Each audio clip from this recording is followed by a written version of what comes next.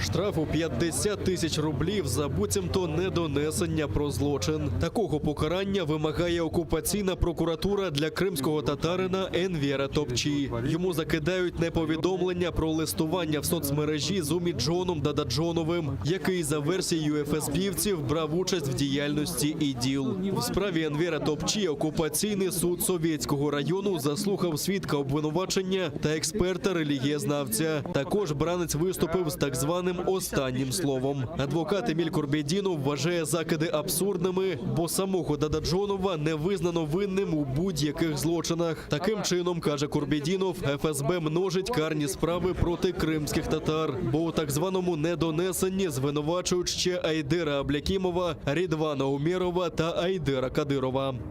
И я считаю, что ФСБ вот такими делами по аккаунтам, по перепискам убивает несколько зайцев, сидя в кабинете. Вот только по переписке якобы Дададжонова было возбуждено 5 уголовных дел. И огромное количество других процессуальных нарушений, о которых мы говорили с самого начала. В материалах по обвинению Топчи следователь запихал, по-другому я не назову, материалы из уголовного дела Дададжонова. Переслідування за правду. До учасника кримсько-татарського національного руху з Бельбекської долини Ремзі Іслямова навідались окупаційні силовики. Розпитували про нещодавнє відеозвернення, де він серед інших учасників національного руху заявляв про незгоду з окупаційною владою. Ба більше, порівняв методи ФСБівців з НКВС. Відповідати на запитання окупантів та підписувати протокол Ремзі Іслямов відмовився. Лише додав, що звернення його громадянська позиція. Это моя гражданская позиция по отношению к репрессиям к нашему народу. Поэтому я вправе выражать свое мнение. Я все действую в рамках закона. И тем не менее, несмотря на это, меня вот возмутило, что любые действия здесь, даже в рамках того же законодательства Российской Федерации, если ты действуешь, но если это, как говорится, не нравится им, да, потому что показывают их истинное лицо этих спецслужб, как говорится, то, естественно, они начинают реагировать таким образом. Винищили сади, а будинки зрівняли з землею. Такі наслідки походу на окупаційний референдум жаліються жителі Партеніта. Їх ділянки в садовому товаристві захопили озброєні ОМОНівці. Окупанти розгромили людське майно та женуть їх з землі, бо вона їм буцімто не належить. Хоча права власності вони отримали ще 20 років тому. Втім, наприкінці 2013-го сільрада Партеніта передала ці землі іншим людям, але невдовзі за клопотанням тоді ще української прокуратури суд повернув ділянки власникам. Переглядати рішення українських судів згодом взявся окупаційний Верховний суд Криму. Після 7 років програних судів люди звернулися до Європейського суду з прав людини.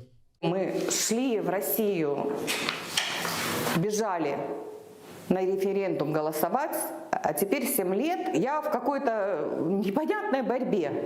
Судьи, выходя из зала заседаний, они потихоньку шептали нам в ухо: вы нас простите, но у нас приказ. Здесь у меня уже деревья вот бульдозером просто снесли.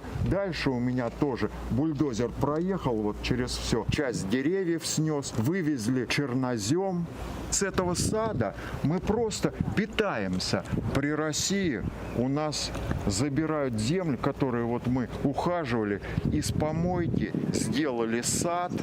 Вот. А тут вдруг приезжают люди с готовыми документами и говорят: это мое. Они ссылались на то, что якобы чиновники Украины нарушили законы Украины, превысив тем самым свои полномочия, и выдали нам эту землю. Но это на уровне абсурда. Окупанти 10 разів обстріляли українські позиції вздовж Східного фронту. Поблизу Гнутового, Водяного, Славного та Шумів, що на Донеччині, окупанти били гранатометами різних систем. А на підступах до Авдіївки та Широкиного ще й з великокаліберних кулеметів та стрілецької зброї. Бойових втрат в лавах українських захисників немає, кажуть у штабі операції. Про дії збройних формувань Російської Федерації українська сторона СЦКК повідомила представників ОБСЄ. Українська сторона СЦКК повідомляє про грубі порушення з боку збройних формувань Російської Федерації на території ОРДЛО. Російські найманці здійснили низку вогневих провокацій уздовж всієї лінії розмежування із застосуванням гранатометів різних типів та стрілецької зброї. Найбільше обстрілів було зафіксовано в районі населеного пункту Авдіївка, яку неодноразово обстрілювали впродовж дня окупанти.